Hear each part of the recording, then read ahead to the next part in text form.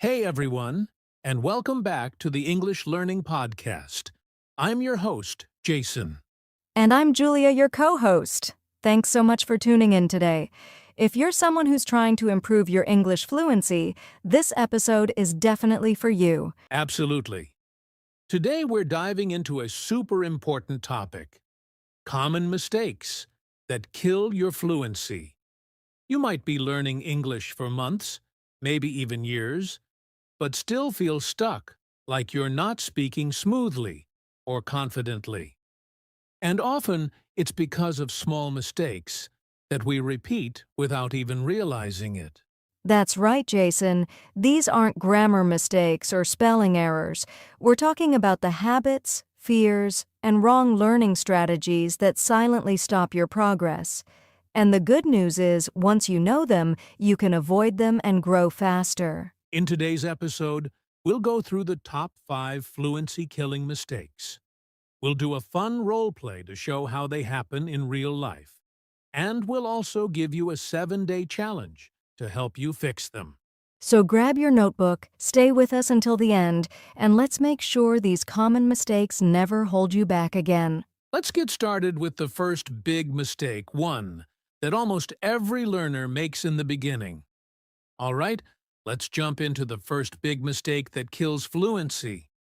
And that is translating from your native language too much. Julia, this is such a common issue, right? Oh yes, Jason. Many learners try to think in their native language first, then translate the sentence into English. It sounds logical, but it actually slows you down and makes your English sound unnatural. Exactly. For example, if someone wants to say, "I'm hungry," but they try to translate it word for word from their language, the sentence might come out wrong or sound awkward. Yes, and here's the problem: when you translate, your brain is doing double the work. First, it's thinking in your own language, then trying to find the English version. That delay makes speaking feel harder and slower. And not only that, sometimes phrases in your native language don't even exist in English, or they're said very differently. So you might say something that just doesn't make sense to native speakers. Right. That's why it's so important to start thinking in English, even with small, simple sentences like, "It's hot today," or "Where is my bag?" And if that feels hard at first, don't worry, it's normal. One great way to stop translating is to use pictures, not words.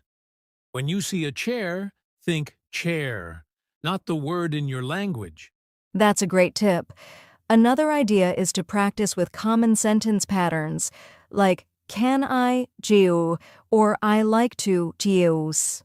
When you practice these chunks, your brain stops translating and starts using English naturally. And the more you listen to English podcasts, movies, real conversations, the more your brain gets used to the rhythm of English. Over time, you'll stop needing to translate. So remember, translating is like walking with one shoe on. It slows you down and makes fluency harder. Instead, train your mind to live in English, even for short moments each day. Well said, Julia. Coming up next, mistake 2, focusing too much on grammar. Trust me, this one's a trap for many learners. Now, let's talk about mistake 2 that kills fluency, and that is focusing too much on grammar. Julia, this one might surprise some learners. Yes, it might. Because grammar is important, of course, but the mistake is when learners focus only on grammar, like memorizing rules and doing grammar exercises all day, and they forget to actually use English to communicate. Right.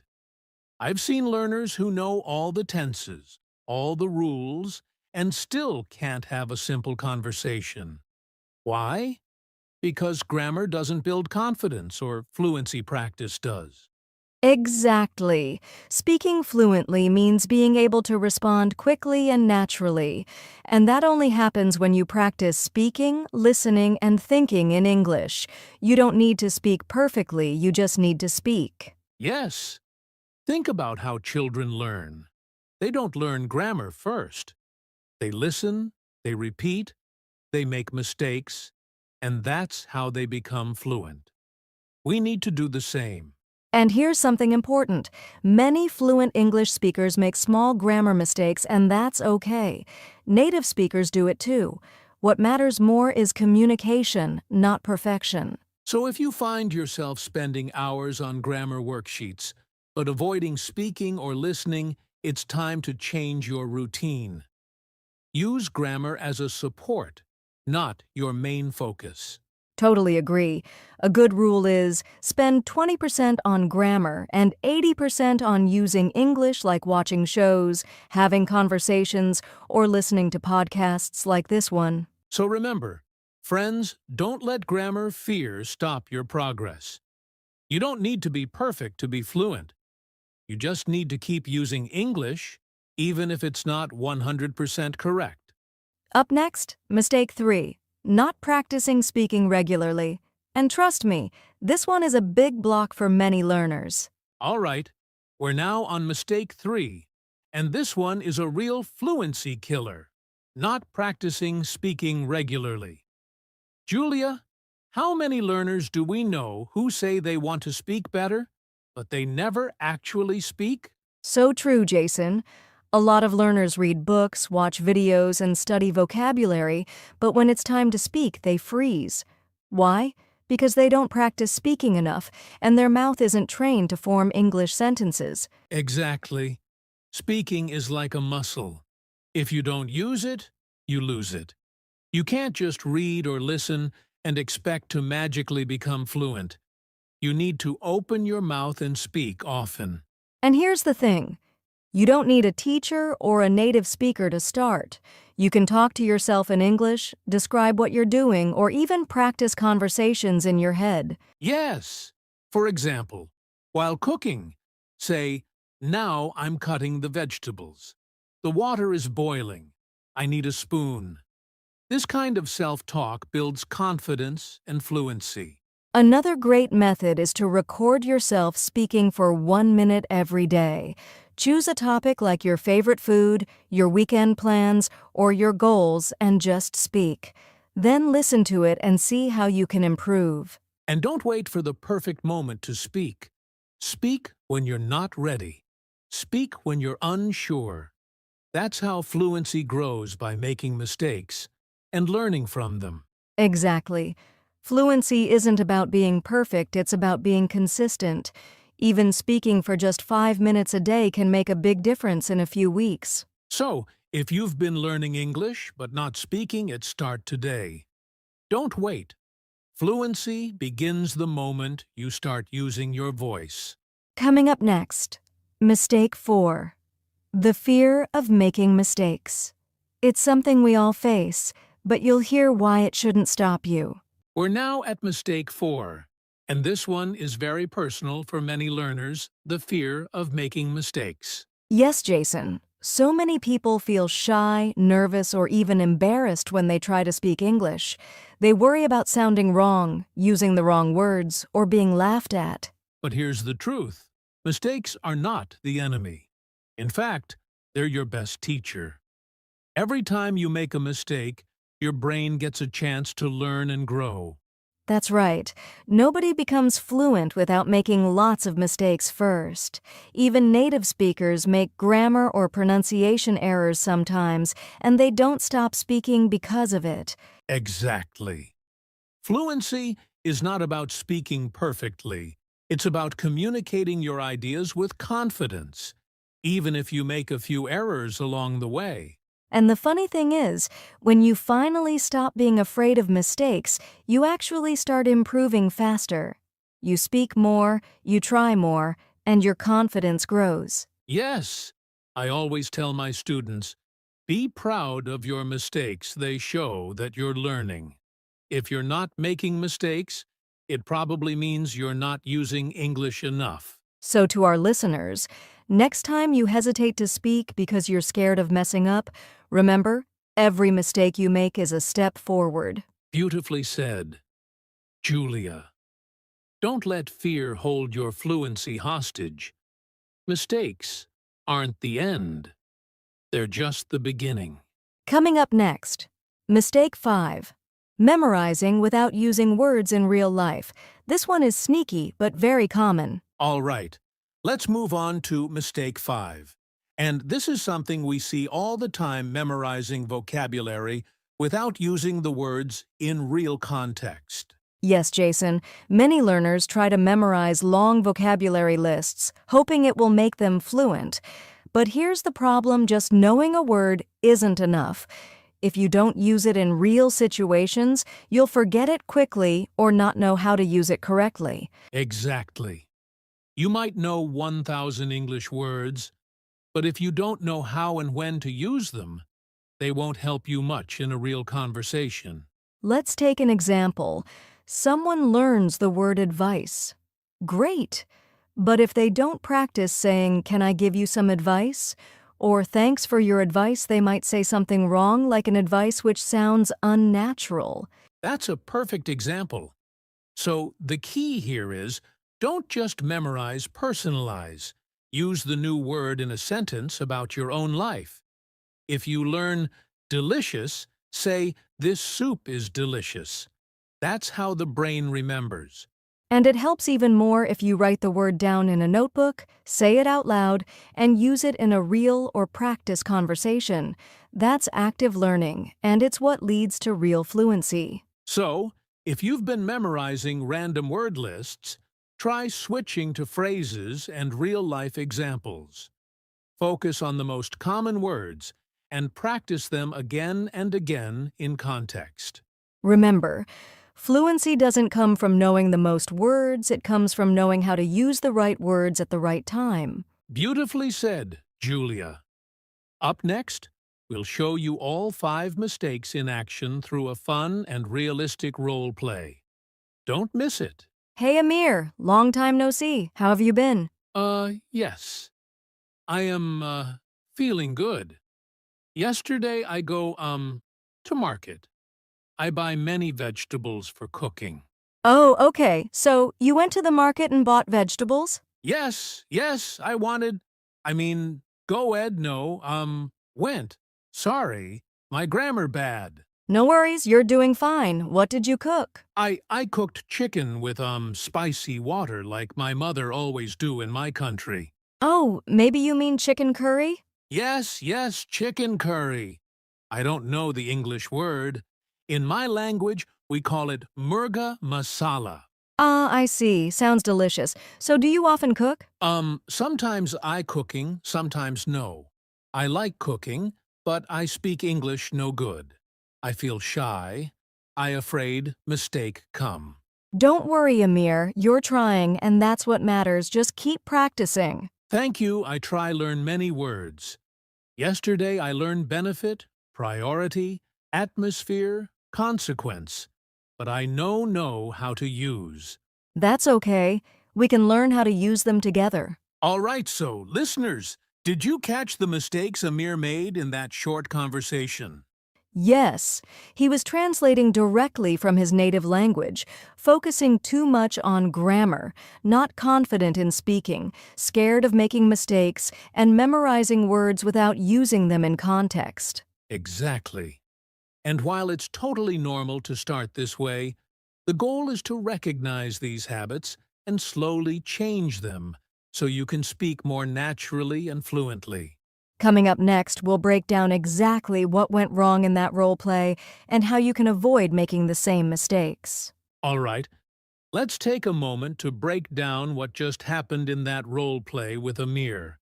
There were quite a few fluency-killing mistakes, and we want to highlight them so our listeners can learn from them. Yes, let's start with the first mistake, translating from the native language. Amir said things like spicy water instead of curry. That happened because he was trying to translate a concept from his language, and it didn't quite work in English. Exactly. It's better to learn common English phrases and concepts directly, so you're not guessing or translating when you speak. The second mistake was focusing too much on grammar. Amir kept apologizing for making grammar mistakes instead of just continuing the conversation. Remember, grammar is helpful, but communication is more important. Then came mistake 3, not practicing speaking enough. You could tell Amir wasn't used to speaking in English. He paused a lot and searched for words. Regular speaking practice, even alone, helps build that speaking muscle. Right? Then we saw mistake 4, fear of making mistakes. Amir said, I feel shy. I afraid mistake come. That fear was holding him back from speaking freely, but making mistakes is how you grow. And finally, mistake 5, memorizing without context. Amir listed some fancy vocabulary like benefit and consequence, but he didn't know how to use them in a sentence. That's what happens when you memorize without real practice. So if you recognized yourself in Amir, don't worry. These mistakes are common, but they're also fixable. The key is to practice smart, speak more often, and focus on using real language in real situations. And now that you know what the problems are, let's talk about how to actually fix them coming up next. Now that we've talked about the 5 common mistakes that kill fluency, let's talk solutions. How can you actually fix these mistakes and speak English more naturally? Let's go one by one. First, to stop translating from your native language, start thinking in English even with small daily thoughts.